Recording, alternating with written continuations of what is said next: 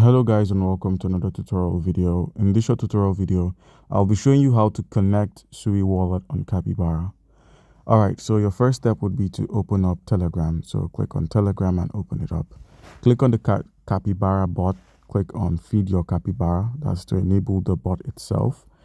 And once Capybara has opened, there's a couple of things to note. First off, connecting your Sui wallet directly to Capybara is not possible of now, as Capybara only makes use of its own connections. I'll show you this in a minute.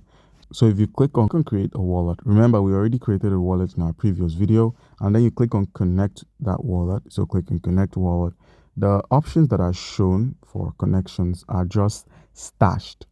That is a third-party connection that you can use to create an account on Capybara. So if you click on stashed, and it's going to open a connection now. So this is how you can connect your Sui wallet. This is basically a Sui wallet for your Google account. So if you click on the bottom of this drop down, you'll find your Google account and its address.